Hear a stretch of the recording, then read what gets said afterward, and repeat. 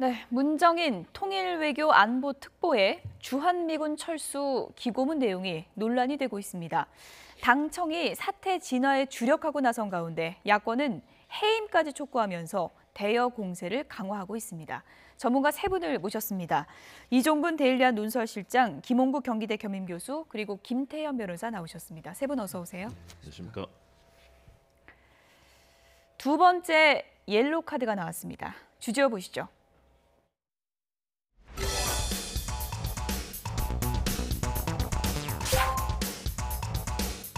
평화협정이 체결되면 주한미군 주둔이 정당화되기 어려울 것으로 예상했습니다. 주한미군은 한미 동맹의 문제이다. 평화협정 체결과는 아무 상관이 없는 것이다. 아무 상관이 없는 것이다. 자유분방하는 사람이기 때문에 저 사람하고는 상대에서는 될 사람이 아니구나. 상대에서는 될 사람이 아니구나. 안보 문제나 국방 문제에서는. 내가 학자로서 얘기한 거고 다른 거 아무것도 없으니까 할 얘기도 없어요. 문정인 특보에게 전화를 걸어 대통령의 입장과 혼선이 빚어지지 않도록 해달라고 말했습니다.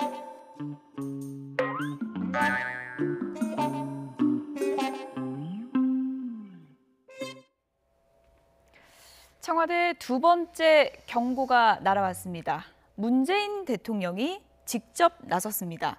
이종훈 실장님, 네네. 그만큼 이 사안이 무겁다 이렇게 판단했다고 볼 수 있겠죠? 예. 인화성이 강한 물질, 그러니까 뭐 잘못하다가는 폭발할 수 있는 그런 굉장히 큰 이 논란이 커진 문제죠. 그런데 오늘 이 포린 어페어의 그 전문을 보면 사실 전체적으로는 영미권 사람들에게 이번 4.27 판문점 선언을 좀 설명하는 의미를 설명하는 그런 글로 되어 있긴 합니다. 전체적으로 뭐 3개의 챕터로 되어 있는데 뭐 정전 상태의 군축이라는 것이 어떤 의미를 갖고 있나라든지 혹은 1, 2차 정상회담과 다른 점이 비핵화라는 것을 처음으로 언급한 최초의 정상회담이라든지 이렇게 의미를 부여하는 그런 대목들은 큰 문제가 없었습니다. 그런데 이제 마지막 챕터가 뭐냐면 앞으로 험난한 길이 무엇이냐, 앞으로의 난제들을 점검하면서 결정적으로 마지막 부분에서 이렇게 언급을 합니다. 국내에 있는 난제, 국내에 있는 제약은 무엇이냐. 그 제약이 바로 평화협정이 조인되면 주한미군한테 무슨 일이 있을 것인가. 지금 내용이 나오고 있는데 제가 잠시만 읽어드리겠습니다. 네네. 평화협정이 체결되면 주한미군은 어떻게 될까? 한국에서 주한미군 주둔은 정당화되기 어려울 것이다.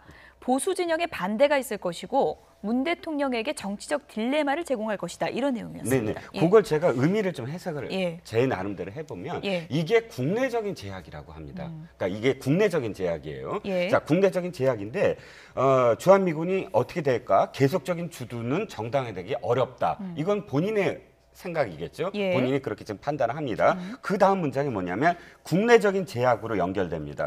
보수 야당이 반대할 것이다. 근데 이렇게 반대를 하면 문재인 대통령에겐 딜레마가 될 것이다. 자, 그러면 해석을 하면 어떻게 되냐면 문재인 대통령은 계속적인 주둔이 정당화되기 어려울 것이라고 공감하는 거예요. 딜레마라는 거 그렇잖아요. 무엇인가 정당한 일을 해야 되는데 그것이 제약이 있으므로 어떻게 할까 하는 고민을 해야 되는 지점인데 바로 정당화되기 어려운 것에 대한 공감을 하고 있는데 보수 야당이 이 문제에 대해서 당연히 반대를 할 것이므로 이 고민을 하게 되는 지점이 있을 것이다라는 그런 이야기입니다. 그러니까 결국은 이것이 지금 문정인 특보로서는 굉장히 큰 의미를 갖고 있을 수밖에 없다. 이것이 국내에서 어떤 의미를 받는지에 대해서 문정인 특보가 모를 리도 없고 그런데 이 말을 했다는 건 그만큼 이것이 어떤 의제, 그러니까 논란을 일으켜서라도 이것이 의제화되는 것을 바라는 것이 아니냐라는 것이죠. 일단 청와대는 이런 입장을 밝혔습니다. 평화협정과 주한미군 이 관계성에 대해서 문정인 특보에 대해서 경고를 보내면서 이것은 별개의 문제다. 평화협정 체결과는 주한미군과는 아무런 상관이 없다라고 얘기를 했습니다. 하지만 문정인 특보 얘기를 들어보면은 그렇게 생각하고 있는 것 같지는 않은데요. 어떻게 해석을 해봐야 될까요? 네, 문정인 특보의 분명히 발언과 결이 다릅니다.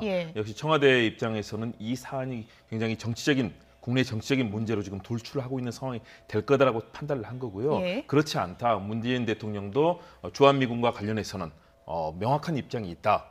계속해서 뭐 주둔하고 우리 한반도 한미동맹 또 평화 주둔에 대해서는 생각을 한다고 이제 청와대는 얘기를 하는 거고요. 문정인 특보의 이야기는 그것 아니겠습니까? 마지막 챕터에서 앞으로의 험난한 길이 어떤 것이냐. 국내 문제에 대해서 얘기를 하고 있는 거죠. 주한미군의 계속적 주둔이 정당화되기 어려울 것이다. 다시 말해서 자 평화협정이 체결이 된다면 조인이 되는 상태에서의 전제를 한 거거든요. 그랬을 경우에는 과연 여기저기서 얘기가 나올 겁니다. 평화협정이 체결됐는데 과연 전쟁이 한반도에 있을 이유가 없는 것 아니냐. 주한미군의 있을 이유에 대해서 여러 가지 이제 논의가 나올 것이다. 그 부분에 있어서 아마 각계에서 제기도 할 거고 그렇지 않다. 주한미군이 있어야 된다고 하는 목소리가 나올 거고요. 이런 것이 논쟁화 되는데 이런 상황 속에서 결국 평화협정의 조인으로 가는 길이 굉장히 문재인 대통령이 어려움을 줄 거다라는 얘기를 하는 거거든요. 다시 말해서 이런 여러 가지 사안에 대해서 보수야당이 지금 사실은 이번에 판문점 선언에 대해서도 야당은 지금 굉장히 국회 비준에 대해서도 아주 강한 반대 목소리를 내지 않고 있습니까?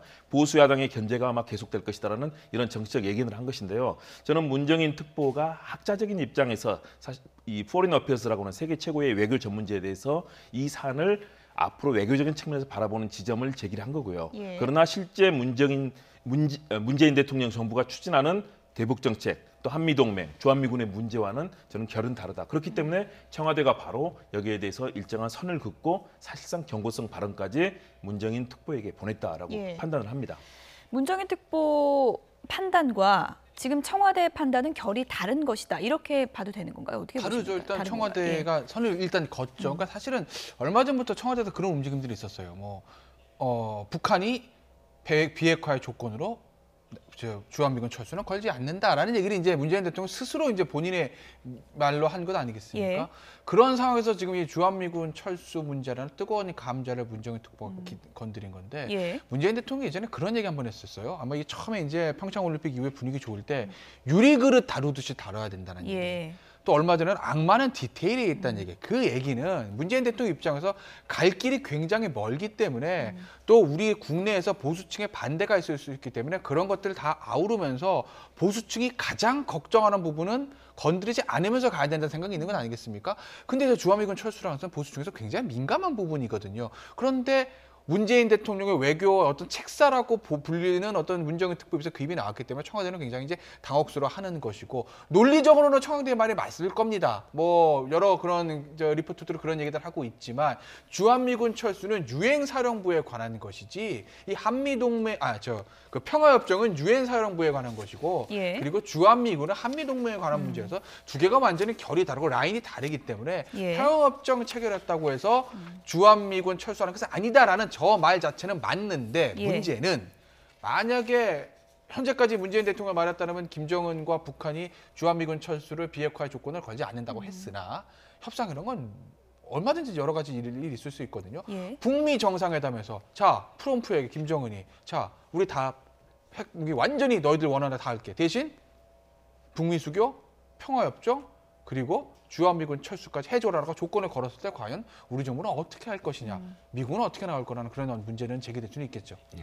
저는 이제 가장 우려하는 대목이 지금 드러났다라는 생각을 하는 게 뭐냐면 지금 정부는 또 그러니까 협상을 하면서 이걸 내세웁니다.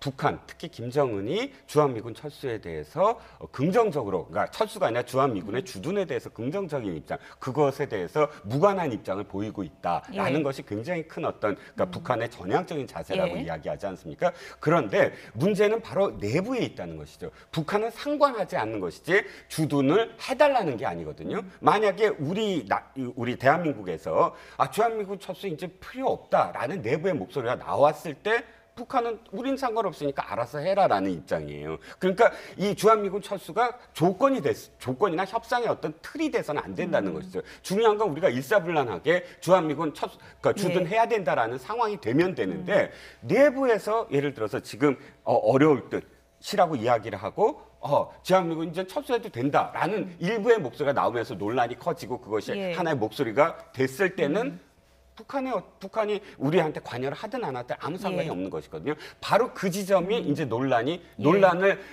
예상하는 듯하면서도 논란을 불러일으킨 상황이 됐다는 것이죠. 얼마 전에는 문정인 특보가 또 이런 얘기도 했습니다. 문재인 대통령이 나가라고 하면 주한미군은 나가야 되는 것이다라는 취지의 이제 또 글이 있었는데 그 부분도 상당히 좀 논란이 된 적이 있거든요. 주한미군이 상당히 좀 중요하고 민감한 이슈인데 이렇게 반복적으로 거론하는 배경은 뭘까요? 일단은 주한미군 문제가 그만큼 중요하고 또 북한이라든가 또 주변국에서 계속 제기되는 여러 이슈들과 연관이 있고요. 또 트럼프 대통령이 사실은 바로 주한미군 철수를 언급한 당사자이기도 합니다. 지난 2월에 그런 얘기를 했었죠. 주한미군 전원 철수 명령을 내리는 그 얘기를 하니까 제임스 켈리 비서실장이 안 됩니다라고 막아서 그 당시에 그 사안이 사실은 큰 얘기가 됐고요. 3월에 또 무역협정 관련해서도 우리가 주한미군에 대해서 비용을 대고 있다. 사실은 이 최근에 주한미군 철수 문제를 얘기한 것은 우리가 아니고 트럼프 대통령이 그런 얘기를 많이 제기를 했습니다. 주한미군의 사실 존재는 우리 사회에서는 사실 확고하다고 저는 판단을 합니다. 왜냐하면 과거에 김일성 주석 또 김정일 북한 위원장도 남북 정상회담 2000년의 정상회담 때 김대중 대통령과 얘기를 할 때 주한미군 철수 하지 않는다는 얘기를 했었거든요. 이번 저는 이 북한과 또 우리 남북 정상회담 그리고 북미 간에도 기본적으로 그런 다양한 얘기들이 지금 저는 오고 가고 있다고 판단이 되고요. 이 주한미군 철수 문제가 그만큼 앞으로도 계속해서 보수 야당에서는 제기할 수 있는 이슈가 되기 때문에 그런 논의의 장들이 제기되고 있는 것 아닌가 그런 판단을 해봅니다. 네, 교수님 말씀에 트럼프 대통령이 주한미군 철수에 대해서 언급했다는 대목을 지금 문정인 특보에 주한미군 철수와 연결시키는 거는 저는 다르다고 생각이 드는 게 지금 트럼프 대통령이 이야기할 때마다 어떤 상황에서 이야기하냐면 한미 방위비 그걸 분담하는 것을 올해 내로 늘려야 되거든요. 그때마다 그것이 연결되는 상황에서 협상의 어떤 그 틀로서 언급이 됐다라고 보도가 됐고 상황도 그런 상황이지 그것을 진지하게 지금 미국이 이 외교 정책으로서 이 주한미군 철수를 지금 고려하고 있다라는 해석은 한 번도 나온 적이 없습니다. 일단 뭐 언급된 배경이 좀 다르다 이렇게 이제 분석을 해주셨는데 김대현 변호사님 어쨌든 축구에 굳이 비유를 해보자면 옐로 카드 또 나오면 퇴장인 거잖아요. 그런데 지금 청와대 입장은 사퇴는 없다는 입장인 것 같거든요. 어떻게 해석을 해야 될까요? 글쎄요. 이제 아마 그러니까 사실 이제 이 학자기 때문에 나름대로 말을 할 수는 있었는데 다만 본인이 이 외교안보 특보라는 이 타이틀을 달고 있으면 본인이 아무리 학자적인 의견을 얘기했다 하더라도 시장에서는 그렇게 해석을 안 하거든요. 예를 들어 제가 지금 방송에 나와서 자유롭게 얘기하지만 제가 어느 정당의 대표 특보다라는 딱지를 달고 있으면 제가 방송에 나오는 말 한마디도 그 당의 의견으로 보일 수도 있는 건 아니겠습니까? 그만큼 타이틀이 중요한 거죠. 근데 문정인 특보는 항상 얘기할 때 난 학자야, 내 마음대로 하는 건데 왜 그래? 뭐 이런 얘기를 합니다. 그렇지만 시장에서 그렇게 읽지는 않죠.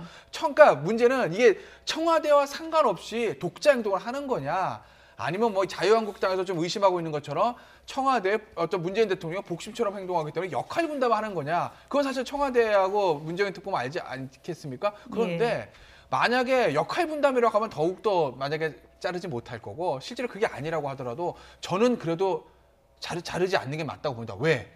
만약에 지금 이 문정인 특보를 자르잖아요. 그럼 완전히 진짜 사인입니다. 공인이 아니에요. 정말 하고 싶은 얘기 다 합니다. 그때는 청와대에서 전화해서 그런 얘기 하지 마세요. 청와대 입장은 달라요. 라고 말할 명분도 없어요. 하지만 어쨌든 문정인이라는 사람은 위치가 있기 때문에 외교안보 특보 딱지 떼더라도 시장에서는 문정인 특보 말 한마디 한마디에 집중할 수밖에 없거든요. 차라리 그래도 특보 딱지라는 달고 있어서 청와대에 약간의 관리하에 있는 것이 그나마 좀 낫다는 생각이 듭니다. 더 책임감을 주는 게 낫다 이제 이렇게 보시는 건데 두 번째 옐로 카드인데 첫 번째 옐로 카드는 어떤 발언 때문에 나왔을까요? 다시 한번 좀 들어보시죠.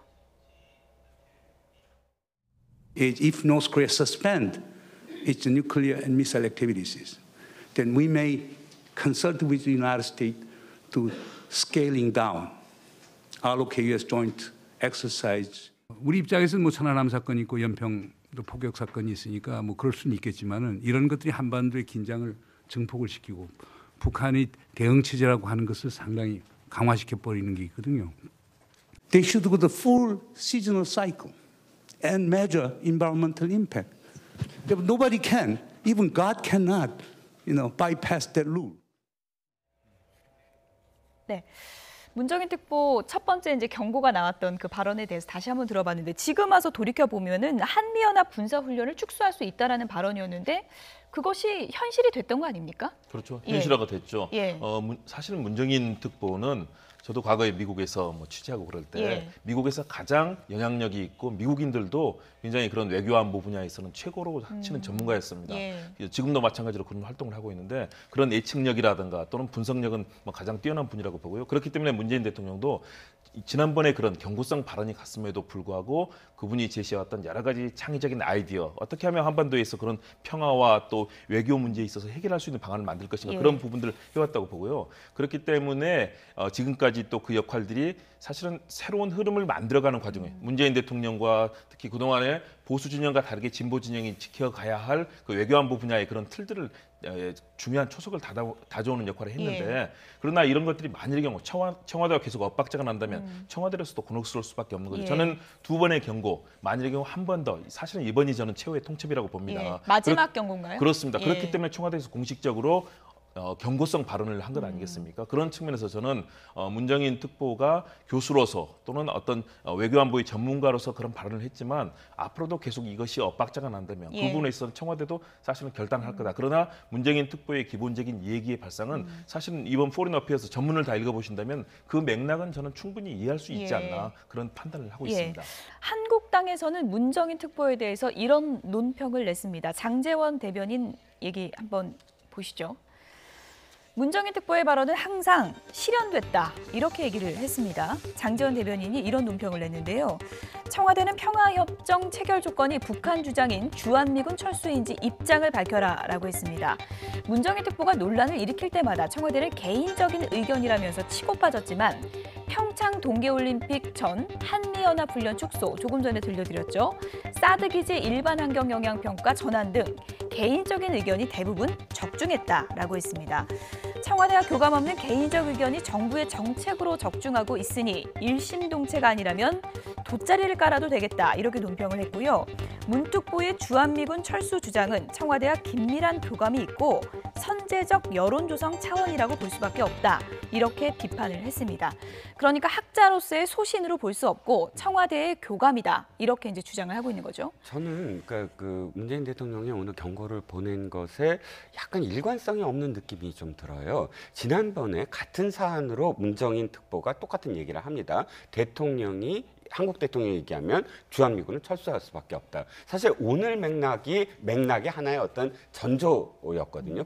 그때는 근데 경고가 없었어요. 그건 그때 어떻게 얘기하냐면 학자의 이야기다. 청와대에서 그냥 넘어갔습니다. 그런데 오늘은 다른 의견을 이야기했어요. 근데 저는 또 보니까 어떤 생각이 드냐면 처음으로 평화 협정을 위한 그러니까 정전 협정과 그다음에 한미 상호 방위 조약과는 다르다라는 것을 사실 드러내게 된 셈이거든요. 문재인 대통령이. 그럼 한미 상호 방위 조약 때문에 이 평화협정이 이루어지더라도 미군을 주둔할 수 있다는 근거가 있는 건데, 사실은 한미 상호 방위 조약이라는 건 1953년에 체결이 됩니다. 그때 당시에 이승만 대통령이 강력하게 주장해서 체결이 되는데, 그 체결되는 하나의 이유도 사실은 북한의 위협 때문에 시작이 된 일이기 때문에 거슬러 올라가서 주한미군 철수를 주장하는 사람들이 똑같은 이유로 한미 상호 방위 조약도 필요 없는 거 아니냐라고 이야기할 수 있는 근거가 있다는 것이죠. 예.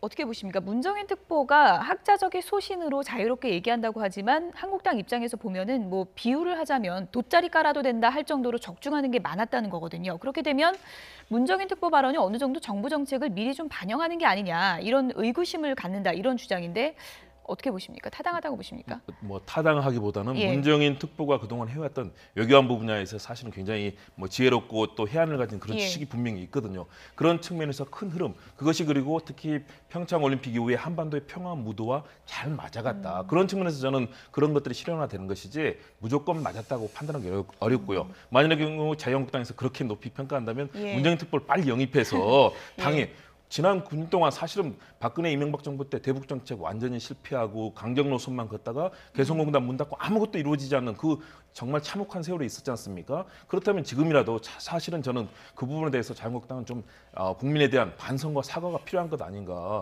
지금 그나마 이렇게 살려놓은 불씨, 그리고 우리 평화의 불씨를 지금 트럼프 대통령과 김정은 위원장 이런 지도자들의 이런 합의에 의해서 만들어가고 있는 소중한 계기라는 점에서 이 부분을 저는 굉장히 높이 평가해야 될 거고요. 국민들 굉장히 많은 분들이 지금 80% 가까운 국민들이 지금 지지를 하고 있지 않습니까? 그런 측면에서 지금 한반도의 평화의 새 장을 열 수 있는 좋은 기회다. 자유한국당도 저는 적극적으로 동참해서 대안도 내놓고 이 시대를 좀 앞서가면 새로운 보수로서 박수를 받지 않을 수 있지 않을까. 지금 상당히 어려운 입장에서 자꾸 이렇게 공격만 하고 발목 잡기만 하는 모습을 비친다면 글쎄요, 신뢰를 좀 받기는 쉽지 않아 보입니다. 일단은 문정 문정인 특보의 발언이 이제 논란이 된 지금 일이니까요. 청와대에서는 또 이렇게 이제 해명도 했습니다. 문정인 특보 역할에 대해서 이렇게 얘기를 했습니다. 문정인 특보가 늘 난 학자인데 월급도 안 받는다 이렇게 해명하지 않습니까? 대통령 특보기도 하지만 사상과 표현의 자유를 누리는 교수다. 그리고 정책 방향 설정할 때 정치적 상상력에 도움을 받기 위해서 임명한 것이지 우리가 얽매이지는 않는다. 그러니까 한국당의 주장을 좀 반박하는 입장을 냈습니다. 그래서 얽매이지 않아야죠. 특보는 특보일 뿐이니까 장관이 아니지 않습니까? 정책 결정권자가 아니잖아요. 그야말로 조언하는 사람이니까 말 그대로 얽매이지 않아야 되는데 얽매여서 그런지 아닌지 모르겠으나 결과는 어쨌든 문정인 특보 말대로 많이 되어 왔습니다. 남북 관계라든지 뭐 이런 부분들이 우연인지 필연인지 모르겠지만 되어 왔어요. 중요한 건 이제 어떻게 보면 이제까지 했던 것보다 더 중요한 주한미군 철수 이 문제인데 예. 일단 청와대에서 오늘 선을 걷기 때문에 현재 버전대로 이제 말을 믿어야죠. 청와대에서는 문재인 대통령과 청와대는 주한미군 철수는 고려하지 않는 것으로 보이지만 예. 문제는 하나 좀 꺼림직한 부분은 앞서 이종건 실장께서도 잠시 언급을 하셨는데 오늘 문정인 특보의 포린 어페어즈 그 글에 보면 문재인 대통령이 정치적 딜레마에 빠질 거지 이런 얘기를 하거든요. 딜레마라는 건 뭐죠? 이거를 해야 되나 저거를 해야 되나 왼쪽으로 하고 싶은데 자꾸 오른쪽으로 가라는 사람들이 있어서 가운데서 고민하는 게 딜레마 아니겠습니까? 만약에 문정인 특보 입장에서 봤을 때 야 문재인 대통령은 내가 아무리 얘기해도 주한미군 철수의 생각 전혀 없어 라고 판단이 된다면 정치적 딜레마라는 표현을 쓸 이유가 없죠. 그런데 문정인 특보 눈으로 봤을 때 문재인 대통령 우리 대통령은 주한미군 철수의 생각이 좀 있는데 이거 보수층이 반대하니까 그거 못하는 거 아니야? 이게 문정인 특보 시각이라는 거죠. 그러니까 정치적 딜레마라는 표현 쓰는 거 아니겠어요? 그러니까 정말 문재인 대통령이 주한미군 철수의 생각이 있으신데 예. 보수층 때문에 그런 얘기를 못하는 건가? 라는 생각이 들면 예. 사실 좀 불안한 측면이 있죠. 어쨌든 청와대는 오늘 확실하게 선을 그었고요. 그렇죠. 문재인 오늘은 일단 대통령이 선을 직접 그었죠. 나서서 선을 그었고요. 민주당에서도 진화에 나섰습니다. 하지만 야당에서는 이 정도 됐으면 해임해야 한다. 이런 주장이 나오고 있습니다. 들어보시죠. 우리 당의 일관된 입장은 주한미군은 국내 평화의 지킴이로 계속 주둔한다는 것이었습니다. 그래서 이런 평화협정 때도 주한미군의 국내 주둔이 필요하다는 확고한 입장을 다시 한번 밝히면서 결국 우려했던 일이 현실화되는 것이 아닌가 하는 의구심을 지울 수가 없습니다. 완전한 비핵화를 통한 핵 없는 한반도 실현이라는 판문점 선언이 결국은 주한미군 철수와 한반도 핵우산 철폐를 의미했던 것인지 대통령께서 국민들 앞에 분명히 대답해 주시길 바라겠습니다. 도대체 문정인 특보는 문재인 대통령 특보인지 아니면 김정은 위원장 특보인지 묻지 않을 수 없고 문재인 대통령은 분명히 문정인 특보 주장이 본인의 생각과 다르고 앞으로 우리 대한민국 입장과 다르다고 한다면 즉각 해임을 할 것을 촉구합니다. 야당에서는 이것이 문재인 대통령 생각과 다른 것이라면 이 정도 파장 일으켰으면 그리고 이전에도 논란이 있었기 때문에 이제는 해임 결정을 하는 게 맞다라고 주장을 하고 있는데 청와대에서 받아들일 가능성은 어느 정도라고 보십니까? 받아들일 가능성은 저는 없다고 봅니다. 없다고 보십니까? 아직까지는 예. 최후 통첩이고요. 예. 그러나 이것이 또 다른 정치적 논란을 만일의 경우 문특보가 일으킨다면 예. 아마 그런 행동을 나설 수 있을 텐데요.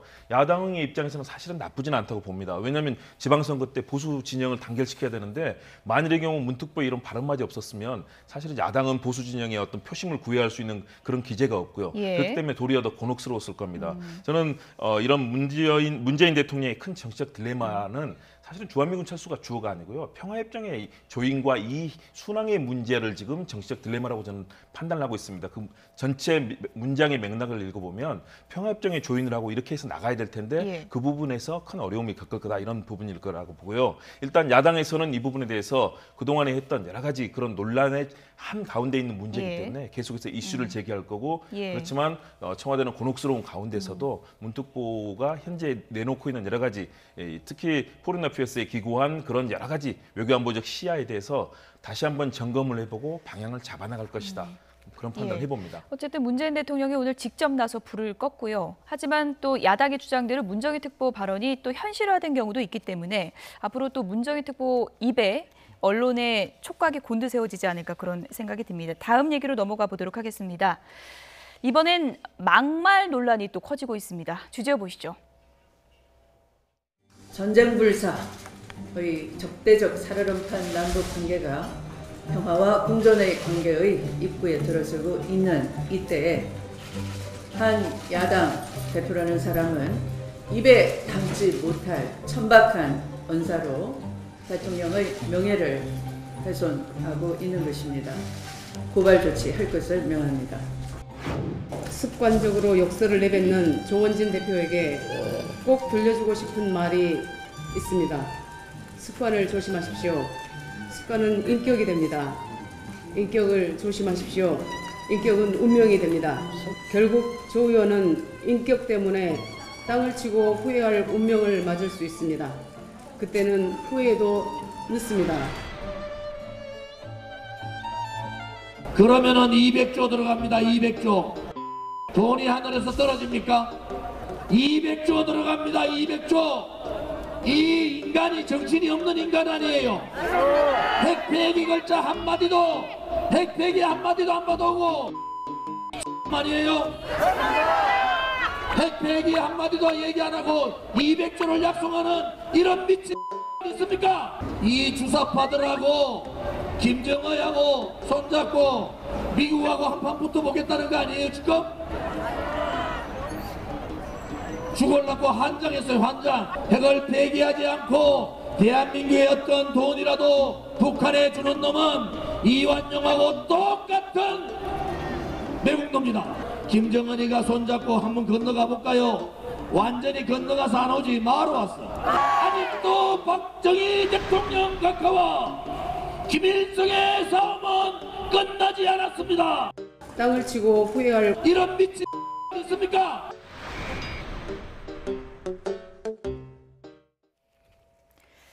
네, 제가 이것을 발언을 옮기기도 다소 좀 민망한 막말이 계속 나왔는데요. 네네. 옆에서 계속 한숨 쉬셨잖아요. 어떤 생각이 드셨습니까? 사실 이제 되풀이 되죠. 저는 이제 역사는 계속 되풀이 되는 것 같아요. 예. 그러니까 저는 5년 전, 그러니까 새로운 정부가 들어설 때에 야당이 현직 대통령한테 했던 막말도 기억이 나고 그 5년 전도 마찬가지인데 예. 이런 것들이 되풀이 될 때마다 입장은 서로 바뀌거든요. 입장 바뀌는데 제가 한 귀절만 잠깐 읽겠습니다. 예. 대법원은 공적 인물, 공적 관심사에 대해서 국민의 알 권리를 위해 표현의 자유가 폭넓게 보장되어야 한다. 대통령이야말로 공적 인물 1순위다. 이게 누가 어느 쪽에서 얘기했냐면 더불어민주당 쪽에서 5년 전에 한 얘기입니다. 예. 그러니까 이 박근혜 대통령에 대해서 이렇게 좀 막말 논란이 있을 때 그 표현의 자유라고 이렇게 좀 옹호했던 그런 표현인데 저는 옹호해서는 안 된다고 봅니다. 어떤 경우도 옹호해서는 안 된다. 이것은 막말이 막말을 낳고 이런 고리는 이제 끊어야 되거든요. 예. 그래서 어떠한 경우라도 정치인들이 현직 대통령에 대해서 예. 도가 넘는 금도를 넘는 그런 막말을 했을 때는 정말 윤리위 차원만이 아니라 제대로 된 어떤 이 법적인 이 처벌이 있어야 된다, 뒤따라야 된다라고 생각합니다. 이것이 비판만으로는 안 된다. 법적으로 이것을 처리해야 된다라는 주장이 민주당에서 나오고 있습니다. 박범계 의원 얘기 들어보시죠. 그러니까 이번 판문점 선언에서 완전한 비핵화를 통한 핵 없는 한반도의 실현에 합의를 했잖아요. 예. 그것이 핵폐기지 뭡니까? 그러니까 그것은 허위 사실이고요. 또 200조 약속 이런 언급을 했다. 이것도 역시 한마디도 이번 판문점 선언에 200조니 몇 조니 뭐 이런 돈에 관한 정의가 없습니다. 그렇기 때문에 저는 이건 허위 사실. 그래서 문재인 대통령에 대한 명예훼손이 성립된다는 생각이고요. 예. 설사 그게 아니더라도 거의가 아니라 완전 욕설이잖아요. 모욕죄가 성립된다고 보여집니다. 문재인 대통령에게 정신이 없는 인간, 미친 X, 또 미친 XX 이렇게까지 표현을 했고 이완용과 같은 역적이다라는 표현까지 썼습니다. 또 김정숙 여사를 향해서는 나불거리고 있다. 그리고 문재인, 김정숙, 임종석, 서훈, 정의용은 김정은의 기쁨조다. 이런 막말과 황당무계한 망언을 이어갔습니다. 이것은 국회의 품격을 심각하게 훼손하는 것에 해당됩니다. 국회법 제155조 16호에 따라서 엄중히 징계할 것을 요구하게 된 겁니다. 네, 법적인 부분으로 들어가서 좀 짚어보겠습니다. 박범계 의원이 명예훼손, 모욕죄 이 두 가지를 언급했는데 해당이 되는 겁니까? 모욕죄는 해당되죠. 모욕죄. XXXX 미음자로 시작되는 말이잖아요. 우리 그 욕설입니다. 모욕죄는 욕설이 되게 다 그러니까 모욕죄와 명예훼손의 차이는 뭐냐면 예. 명예훼손은 구체적인 사실을 적시하는 거고 그다음에 예를 들어 저 사람이 누구랑 뭐뭐뭐 했다더라 뭐 이런 거. 예. 그런데 모욕죄는 이제 욕설, 감정적인 욕설. 언사라거든요. 예. 저 했던 4글자짜리 욕, 그건 욕설이잖아요. 그럼 모욕죄예요, 그거는. 예. 근데 이제 모욕죄는 친고죄입니다. 예. 친고죄는 피해자가 고소해야 되는 거거든요. 그럼 이제 문재인 대통령이 처벌해 주십시오. 고소장을 문재인 대통령 명의로 저 중앙지검에 딱 제출해야 처벌할 수 있는 거예요. 그런 예. 문제가 하나 있는 거고 명예훼손 같은 경우에 사실 조금 이제 제가 전 풀 워딩을 다 못 봐서 모르겠는데 명예훼손은 뭐 그래서 성립 가능성은 있겠죠. 아마 저 박범계 의원은 저 얘기하는 것 같아요. 200조가 사실 그렇죠. 허위 사실이잖아요. 예. 그 허위 사실을 유포함으로써 문재인 대통령의 200조를 북한에 퍼주는 것처럼 만들었다. 그러니까 허위 사실 유포에 의한 명예훼손 얘기를 하는 것 같은데 그거는 조금 논란의 여지는 있겠네요. 하지만 예. 그것도 성립의 가능성은 저는 있다고 봐요. 예를 들어서 모욕죄가요. 이렇게 네. 이제 공공 집회 장소에서 얘기를 한 거랑 네. 사적으로 있을 때 얘기한 게 녹취가 됐거나 한 거랑 다른 건가요? 장소에서? 똑같죠. 똑같습니까? 그러니까 예를 들어서 예. 제가 저 김선영 앵커랑 둘이 딱 단둘이 있다가 예. 얘기하다가 야, 예. 이종근 실장은 말이야 어쩌고 어쩌고 그래 얘기하면 김선영 앵커가 듣고 또 다른 데 가서 이종근 실장은 어쩌고 어쩌고 할 가능성이 있지 않습니까? 그렇죠. 그러니까 두 사람에서 이렇게 단둘이 있을 때 사적으로 얘기해도 그 모욕죄의 공연성이 성립한다고 보죠. 그는 보는 건데 지금 뭐 여러 사람 대중 앞에서 했던 얘기니까 그건 예. 명확 가능한 거죠. 논란의 여지가 지금 없이. 뭐 국회법도 얘기하고 있잖아요. 징계 가능성이요. 그렇죠. 그럼 조원진 의원 같은 경우 이게 이런 게 이루어지면 실질적으로 결과가 좀 어떻게 나올까요? 징계가 나올까요? 근데 이제 예. 국회법은 이제 제일 중요한 게 제명이잖아요. 제명이요. 예. 아마 더불어민주당 제명 이야기도 꺼낼 것 같아요. 근데 제명은 제적은 3분의 2거든요. 예. 그럼 정족수가 200명이 넘어야 된다는 건데 예. 지금 뭐 200명 넘기가 쉽지가 않죠. 물론 뭐 자유한국당 입장에서 보면 이 조원진 의원이 예전 동료이지만 지금은 다른 당이거든요. 예. 그러니까 저는 상관은 없으니까 뭐 찬성할 여지도 없는 건 아니지만 그 3분의 2라는 정족수 찾기는 쉽지는 않을 것 같아서 제명까지는 쉽지는 않고 아마 뭐 공개 사과라든지 자격정지까지 정지까지는 좀 나올 수도 있겠네요. 민주당이 이렇게 공개적인 비판에 나서자 대한애국당에서도 발끈했습니다. 대한애국당 대변인 얘기를 좀 들어보시죠. 내로남불이 따로 없고 적반하장도 분수가 있어야 합니다. 더불어민주당 그들이 현직 대통령 박근혜 대통령에 대해서 벌였던 언사와 행동은 추 대표 말 맞다나 입에 담지 못할 정도였고 인간으로서 상상하기 어려울 정도로 잔인하고 폭력적이었습니다. 목 잘린 형상을 꼬챙이에 키워서 들고 다녔고 큰 공에 박근혜 대통령 얼굴을 그려놓고서 그 공을 발로 차대고 2013년 홍익표 의원은 박근혜 대통령에 대해 태어나지 않아야 할 사람이란 뜻의 귀태란 발언까지 했고 2012년 박근혜 대통령 후보 시절 이종걸 의원은 박근혜 대통령에 대해 근이란 막말을 서슴지 않았습니다. 네, 막말은 그쪽도 만만치가 않다. 지금 대한애국당은 이렇게 반박을 하고 있습니다. 막말은 당연히 어느 쪽이든 비판받아야 된다고 저는 봅니다. 현직 대통령에 대해서 최소한의 예의는 지켜줘야 되는 거고요. 그러나 그 당시에 박근혜 전 대통령에 대해 했던 얘기는 저는 차원이 다르다고 봅니다. 그 당시에 많은 언론 탄압이라든가 국정농단 많은 일이 벌어지고 있었지 않습니까? 그런 부분에 대해서 야당이 비판을 했던 거고요. 또 박근혜 전 대통령 같은 경우는 의원 시절에 노무현 전 대통령을 비하하는 연극에 같이 나서서 뭐 여러 가지 논란이 있었지 않습니까? 예를 들어 이종걸 의원 그 발언은 저는 어떻게 해야 그 되나요? 부분도 비판을 받아야죠. 예. 왜냐하면 사실은 뭐 그런 표현을 하는 것은 저는 바람직하지는 않다고 보고요. 예. 사안을 저는 분리해서 볼 필요가 있다고 봅니다. 지금의 경우 문재인 대통령이 지금 국가적으로 남북 정상회담이라는 큰 사안을 가지고 진행을 하고 있는데 여기에서 무슨 언론 탄압을 하거나 아니면 국가의 뭐 국정원에 써야 될 그런 특수활동비를 뭐 이런 박 전 대통령이나 이명박 전 대통령이 했던 것처럼 그런 범죄의 혐의를 받고 있는 건 아니거든요. 그렇다면 최소한도 국가 원수에 대한 기본적인 예의는 지켜야 된다. 저런 욕설이 저도 국회 출입하면서 많은 의원을 봤지만 저렇게 천박하고 정말 공적인 장소에서 있을 수 없는 얘기를 하는 의원들 보기 힘들거든요. 저는 국민들께서 아마 심판을 하시리라고 봅니다. 예. 그러니까 조원진 의원의 막말이 뭐 여야를 가리는 건 아닙니다. 또 네. 홍준표 대표에 대해서도 상당히 좀 제가 이런 걸 옮겨도 될지 모르겠지만 뭐 이렇게 얘기했습니다. 그래픽을 좀 보여주시죠. 홍준표 대표에 대해서는 과거에 조원진 의원이 뭐 잡놈이다 이런 표현까지 쓰면서 이제 비판을 한 적이 있고 국회 정론관 기자회견에서 저걸 한 얘기거든요. 그렇습니다. 그렇기 때문에 대한애국당의 그런 존립의 그 의미를 만들어가는 과정에서 너무 막말로 이미지를 너무 이렇게 스스로 망가뜨리는 게 아닌가 이런 우려가 상당히 많은 것 같습니다. 네, 그렇죠. 예. 지금 어디서 저런 발언을 했냐면 예. 자신들의 지지자들 집회에서 했거든요. 근데 대한민국당이 그러니까 어떤 의회 내에서 어떤 활동을 하는 것을 본 적이 없어 예. 보여요. 그러니까 물론 1인 정당이긴 하지만 거의 매주 저렇게 이 집회에서 그 자신들의 지지자들에게 하는 발언이 정치 행위가 되는데 그러다 보니까 점점 수위가 높아져서 급기야 넘지 말아야 될 선을 넘은 게 아닌가 싶습니다. 예. 어쨌든 조원진 의원 이 논란에 대해서 공식적으로 어떤 입장을 밝히고 또 사과를 할지 이 부분은 좀 추후에 지켜보도록 하겠습니다. 조현민 전 전무 얘기를 좀 해봐야 될 것 같습니다. 15시간 조사를 받고 나왔습니다. 조사를 받고 나올 때는 들어갈 때보다 다소 좀 여유가 있어 보였습니다. 함께 보시죠.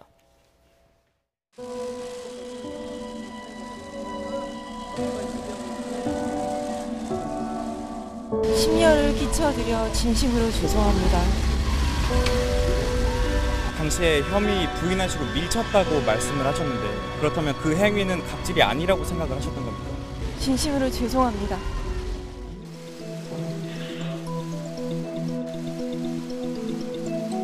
폭행이나 업무방해 혐의는 인정하시나요? 저 조사에 성실히 임하였습니다. 네, 아침부터 그 죄송하다는 말씀 반복하셨는데 구체적으로 누구한테 죄송하다는 말씀? 당연히 피해자분들께 진심으로 죄송합니다. 밀수나 탈세 의혹도 받고 계신데 여기에 대해서도 할 말씀 있으신가요? 네, 저 심려를 끼쳐드려 진심으로 죄송합니다.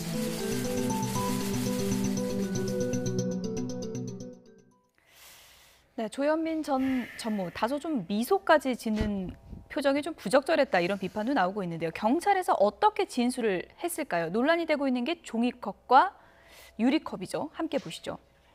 일단 종이컵 이렇게 진술했습니다. 내가 사람들에게 음료를 대놓고 뿌리진 않았고 문 쪽 방향을 향해 손등으로 밀쳤는데 음료수가 튀겨서 사람들에게 맞았다 이렇게 얘기를 했고요. 그리고 유리컵 이거 중요하죠. 나를 무시하는 것 같아서 던진 건 인정을 했는데 사람이 없는 45도 우측벽 김태현 변호사님 이거 묘기 아닙니까? 45도 예. 야구 선수로 치면 제구가 안 좋은 투수인 예. 건지 사람한테 던지려고 해서 45도로 가는 예. 건지 45도 향해서 일부러 던진 건지 모르겠는데 좀 어색하긴 하죠. 예를 들어서 제가 이게 지금 뭐 저 김호국 교수 앞에 계신데 이 화가 나가지고 던지면 이렇게 던지지 예. 화가 나니까 이렇게 던지진 않지 않습니까? 예. 근데 어쨌든 본인은 그렇게 주장을 했어요. 예. 저런 주장 왜 하는지 생각을 한번 해보니까 예. 이제 폭행을 하게 되면 뭘 던져서 폭행하려게 되면 그 사람을 향해서 던져야 되거든요. 그러니까 또 예를 들어 죄송한데 제가 김홍국 교수님을 이 유리컵으로 폭행하려면 향해서 던져야 폭행이 되는 거지 예. 다른 데다 던지면 폭행이 성립이 안 돼요. 그래서 사람이 없는 곳에 강조한 것 그렇죠. 같아요. 그러니까 두 가지인 예. 거예요. 저게 팩트일 수도 있는 거고, 그렇죠? 예. 진실일 가능성도 있는 거고, 그게 아니면 진실이 아니면 변호사의 조언인 거죠. 그렇게 얘기를 해야 폭행 혐의를 벗을 수 있습니다. 예. 이 두 가지 중에 하나 아니겠어요? 일단 이렇게 되면 이 진술만 놓고 보면은 네. 조현민 전 전무는 폭행 혐의, 특수 폭행 혐의는 해당이 안 되는 건가요? 이 진술이 맞다고 보면. 본인 진술이 예. 다 맞다고 하면 특수 폭행 혐의는 해당이 안 되는. 본인 진술 다 팩트라고 하면 예. 이 유리컵에 대한 특수 폭행 혐의는 인정이 안 되는 거고. 그리고 이제 일반 폭행 혐의도 던진 게 아니라 툭 쳤는데 물이 쳤다는 거 아니겠어요? 물이 그렇게 탄성이 좋은지 저는 이제 요번에 예. 알았습니다. 어쨌든 본인 주장 그렇다는 거 예. 아니겠어요? 본인 주장대로 하면 폭행도 성립 안 하는 거고 특수 폭행도 성립 안 하는 거고 다 성립 안 하는 거죠. 증거인멸, 업무방해. 업무방해도 그렇게 얘기를 했더라고요. 아, 그 회의는 내가 주재하는 거니까 내가 중단시켰는데 무슨 상관이야? 라는 어떤 취지의 예. 얘기를 했는데 본인 얘기대로 하면 그것도 뭐 성립 글쎄요. 좀 저는 이론을 가지고 있지 내가 합니다만. 책임자면 업무방해 혐의가 아니다. 그러니까 이런 그게 이제 논리인데 그게 맞는 건가요? 조금 결이 다른 건데 예. 폭행의 혐의는 아예 폭행 안 했다는 거고 그 업무방해에 대한 본인의 변명은 제가 그 풀워딩을 다 못 봐서 단정할 수는 없는데 예. 회의를 중단시킨 건 인정하는 것 같아요. 왜냐하면 말이 어떤 뉘앙스의 말이냐면 예. 내가 결정권에 있는 책임자다. 그러니까 내가 중단시켰는데 무슨 상관이야 이 얘기거든요. 그 중단된 건 인정하는 것 같아요. 예. 그런데 이렇게 보시자고요. 대한항공에서 내에서 회의를 해서 조현민 전 전무 회의에다가 그만해 하고 탁 나갔다고 합시다. 뭐야 이러면서 나갔어요. 그럼 정말 내가 책임지는 회의니까 업무방해 안 할 수도 있어요. 내 회의니까. 근데 저걸 협력업체로 하는 회의거든요. 아무리 내가 돈을 주고 고용하는 광고 대행사하고 내가 갑이고 그쪽 을이라고 하더라도 같이 하는 회의입니다. 그런데 이 같이 하는 나의 파트너인 그 광고 대행사의 회의를 내가 중단시킬 권한이 있습니까? 없거든요. 그러니까 저 말을 저는 납득이 안 되는 거죠. 끝으로 간략하게요. 이 혐의들을 봤을 때 지금 다 부인하고 있긴 한데 예를 들어 처벌 수위는 어느 정도 예상해 볼 수 있는 건가요? 처벌 수위는요. 사실 이건 폭행 업무방해이기 때문에 구속 실시하는 아니에요. 그러니까 뭐 아주 일반인애가 합의하고 진지하게 반성하면 기소유예까지도 가능한 사안이긴 한데 아마 기소는 할 겁니다. 기소를 할 때 원칙적으로 하면 되게 원칙이라고보다 일반적인 경우가 벌금형 기소를 하고 끝나는 게 대부분인데 영장을 칠 만한 사유는 아니에요.